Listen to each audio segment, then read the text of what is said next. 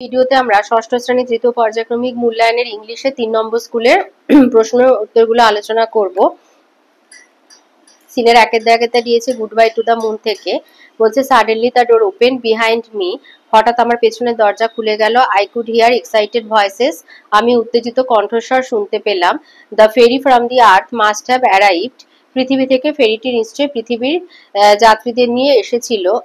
It carried passenger from the earth ready to go for the moon safari, people eager to look around the moon, যারা চাঁদের সাফারিতে যাওয়ার জন্য প্রস্তুত ছিল।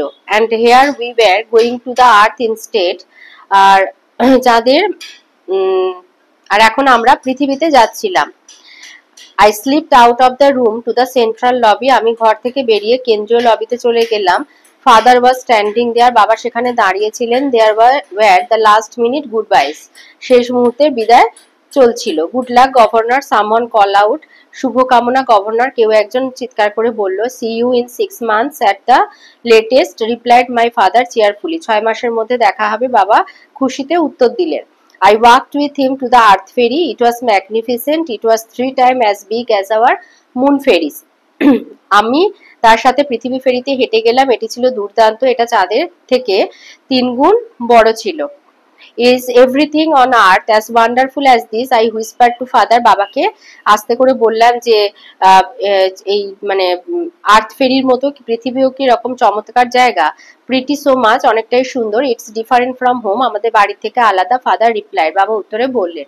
The ferry moved slowly out of its dock, মানে dock থেকে আস্তে আস্তে সরে গেল। It enter the earth's cavity, পৃথিবীর মাধ্যাকর্ষণের মধ্যে ঢুকে গেল। I found my eyes were closing, আমি দেখলাম যে আমার চোখ বন্ধ হয়ে আসছে।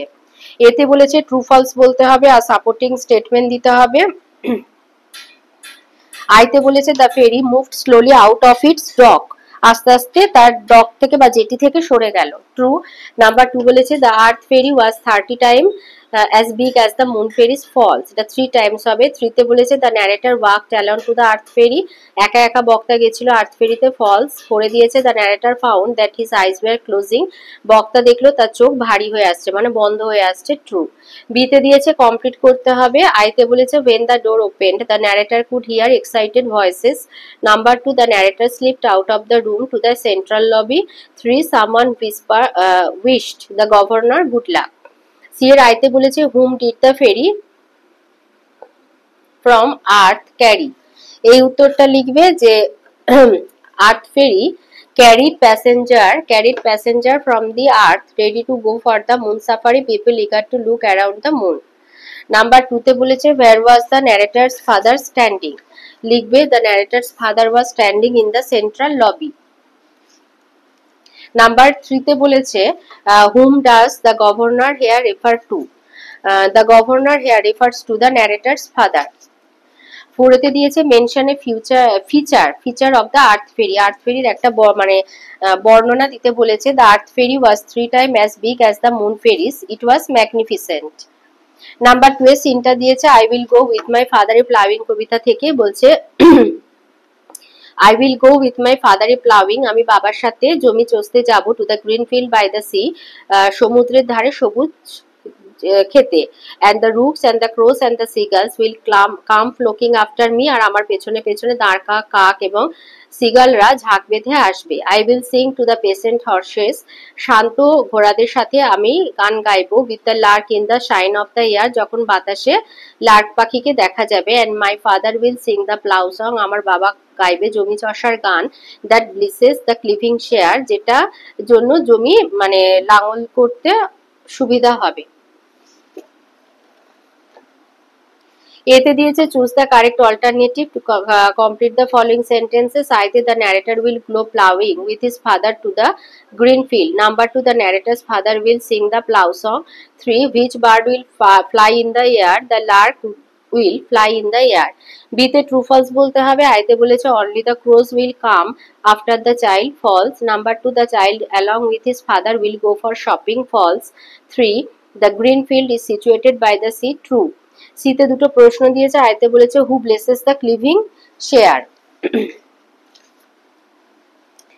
লিখবে the child's father will sing the plough song to bless the cleaving share.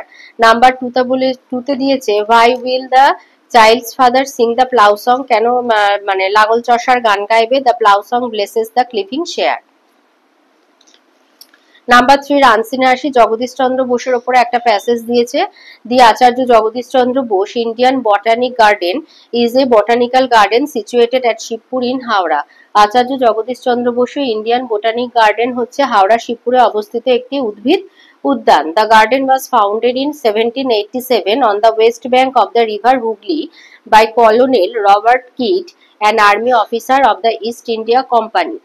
এই উদ্যানটি 1787 সালে হুগলি নদীর পশ্চিম তীরে প্রতিষ্ঠিত হয়েছিল, যিনি ছিলেন ইস্ট ইন্ডিয়া কোম্পানির একজন সেনা কর্মকর্তা কর্নেল রবার্ট কিট, তিনি প্রতিষ্ঠা করেছিলেন। The garden occupies 273 acres and has a wide variety of 14,122 rare plants, trees, shrubs, climbers, etc. এই উদ্যানটি 273 একর জমি জুড়ে বিস্তৃত এবং এতে 14,122টি বিরল উদ্ভিদ, গাছ, গুল্ম, মানে লতানে এইসব রয়েছে ইত্যাদি রয়েছে। The garden is famous for the great banyan tree which is believed to be at least 250 years old. এখানে উদ্যানটি মানে একটা বিশাল বট গাছের জন্য বিখ্যাত, যা কমপক্ষে 250 বছর বয়সী বলে মনে করা হয়। The tree alone covers an area of 4.67 acres and its height is almost equivalent to the Gateway of India. এর উচ্চতা হচ্ছে বৃক্ষটি 4.67 একর এলাকা জুড়ে বিস্তৃত, আর উচ্চতা প্রায় গেটওয়ে অফ ইন্ডিয়ার সমান। The tree lost its original trunk after being damaged by fungus attack and two massive cyclones. ছত্রাকের আক্রমণে আর দুটো বিশাল ঘূর্ণিঝড়ে ক্ষতিগ্রস্ত হওয়ার পর গাছটি তার মূল কাণ্ড হারিয়ে ফেলেছে। So in 1925, তাই 1925 its original trunk had to be removed in order to stop the spread of the disease. তাই মূল কাণ্ডটিকে সরিয়ে ফেলা হয়েছে রোগ বিস্তার রোধ করবার জন্য মূল কাণ্ডটাকে সরিয়ে দেওয়া হয়। This iconic tree is the world largest banyan tree. এই গাছটি হচ্ছে, এই প্রতীকী গাছটি বিশ্বের বৃহত্তম বটবৃক্ষ। তো এতে আছে চুজ দ্য কারেক্ট অল্টারনেটিভ। আইতে বলেছে total area of the botanical garden is 273 acres. Number 2 the Indian botanic garden was founded in 1787। 3তে বলেছে the great banyan tree is at least 250 years old. বিতে ট্রু ফলস বলতে হবে। আইতে বলেছে the botanical garden is famous for the people tree. People গাছের জন্য বিখ্যাত, এটা ফলস। নাম্বার 2তে দিয়েছে Shibpur is on the west bank of the river Hooghly, true. 3তে বলেছে the garden has a wide variety of shrubs, true. C এর আইতে বলেছে how was the original trunk of the great banyan tree damaged. এখান থেকে লিখবে যে the tree lost its original trunk after being damaged by fungus attack and two massive cyclones. Number 2তে বলেছে what happened to the original trunk of the great banyan tree after it was damaged. এখানে লিখবে in 1925 its original trunk had to be removed in order to stop the spread of the disease. Grammar আর ভোকাবুলারিতে আসি। 4 এর আইতে বলেছে we went to the park and had a picnic. Number 2 he ran into the room. 3 now we do not see a 1 rupee note. R 4 the cow is in the field. 5 এ দিয়েছে appropriate form দিতে হবে। আইতে হবে either he or I am mistaken. Number 2 time and tide wait for none. 3তে the ship with its crew was delayed. 4 A 100 rupees is too much for this item. 6 এ কোন ধরনের বাক্য বলতে হবে? আইতে may God bless you, এটা optative sentence. Number 2 how beautiful is the scene, exclamatory sentence.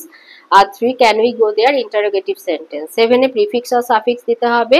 তো sleep আছে sleepless হবে, patient impatient, আর bright brightness। রাইটিং স্কিলে দিয়েছে clever doctor and the cunning lady। লিখবে an old lady lost her vision. She called a doctor and agreed to pay a large fee only if she was cured. তো একজন বৃদ্ধ তার দৃষ্টিশক্তি হারিয়ে ফেলেছিল, তাই তিনি একজন ডাক্তারকে ডেকেছিলেন এবং বলেছিলেন যে মানে অনেকটা টাকা দেবেন, কিন্তু যদি তার দৃষ্টিশক্তি কেবলমাত্র ডাক্তারটা যদি ঠিক করে দিতে পারে।